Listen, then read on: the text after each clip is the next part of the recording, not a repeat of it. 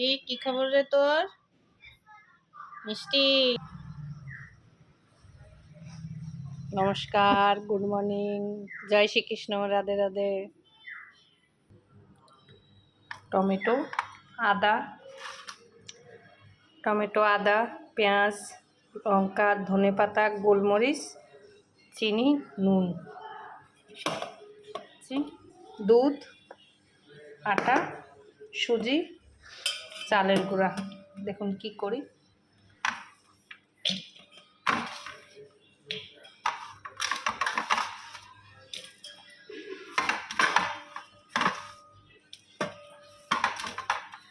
সব দিয়ে নিই, যেতে ময়দা নেই তাই আটাটা দিচ্ছি, একটু চটকিয়ে নিই।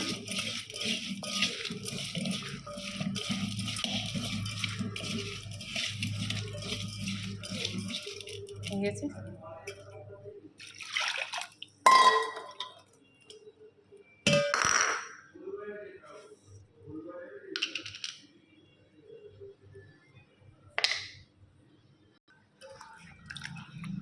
এটা হলো শর্টকাটের টিফিন।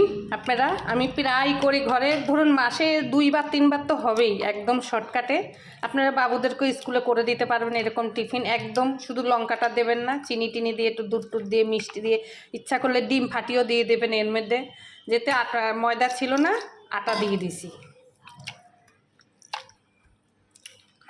আপনারা বাবুদেরকে করে দেবেন স্কুলে, বিশেষ শর্টকাট, একদম শর্টকাট। আমি প্রায় করি, মাসে তো 2-3 বার হবেই আমাদের ঘরে এই রুটিটা, এই গোলা রুটিটা, এই যে এগুলা দিয়ে। ডিমও দিই, আজকে ডিম দেইনি। সবসময় সব জিনিসে ডিম দিলে ভালো লাগে না, আজকে এরকমভাবে করে দেখি।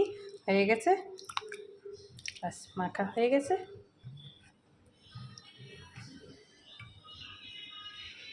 খাবারটা গরম, একটুখানি তেল দিচ্ছি, না দেওয়ার মতন।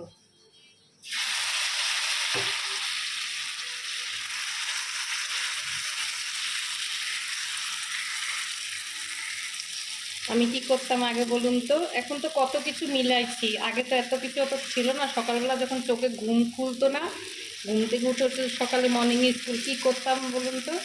আমি করতাম বেশিরভাগ আটা বা ময়দা থাকলে, আর আজকে তো কত কিছু দিয়েছি, একটু পেঁয়াজ, টমেটো, ধনেপাতা কেটে ওদেরকে এরকমভাবে গোলা রুটি করে দিতাম। প্রায় স্কুলে পেটও ভরতো, আর রুটিও করব, এর সঙ্গে তরকারি দেবো, তার থেকে এই যে রোলের মতন করে এরকম করে দিয়ে দিতাম। সবচেয়ে শর্টকাটে, তেলও কম লাগে, তেলও পেটে গেল না। এই তরকারি করো, ওই করো, ওই করো, ঝামেলা হতো।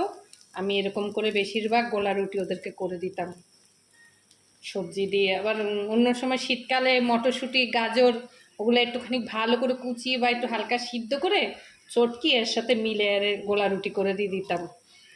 ওরাও খুশ, আমিও খুশি, শান্তি, পেটও ভরলো। এখনও গাজর, বিনস থাকলে একদম জিরি করে ঘষে কেটে এর সঙ্গে মিক্সড করে ওদেরকে গোলা রুটির মতন করে দিতাম। ওদেরও পেট ভরলো, শান্তি, অন্য কিছু এক্সট্রা দেওয়া হলো না, এরকম করতাম।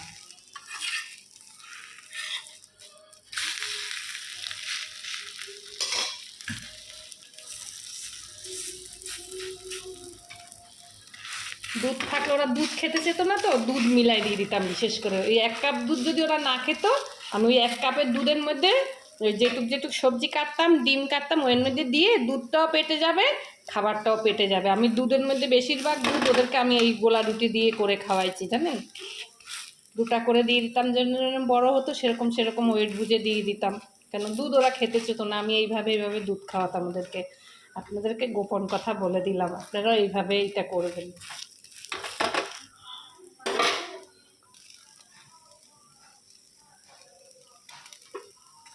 মাখন দিয়ে দিলাম, তেল একদম তখন দেয়নি না, এই জন্য। সকালবেলা যেতে দুধ খেয়ে গেলে ওদের শরীর খারাপ করবে, বমি বমি পাবে, সবাই সহ্য করতে পারে না। এই জন্যে দুধের সঙ্গে অল্প অল্প সব মিলিয়ে, যেমনি ওদের এগরোল হবে সেরকমভাবে আমি খাবার করে দিতাম। আপনারাও সেরকমভাবে দেবেন, কোনো অসুবিধা নেই, ঠাকুর আশীর্বাদে।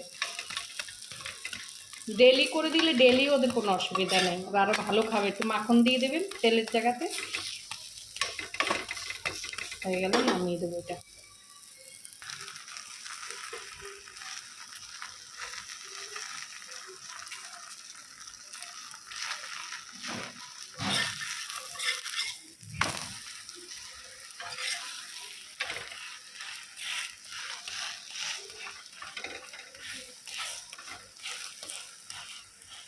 গেছে, নামিয়ে দিচ্ছি।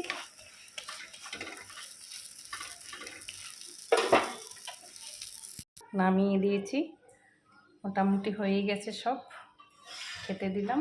সস দিয়ে দেবো পাশে, দেখালাম না সেটা। প্রবাসী ভাইরা যেখান থেকে দেখেন আমার ভিডিওগুলো লাইক কমেন্ট শেয়ার করুন। সবাই ভালো থাকবেন, রাখি, নমস্কার।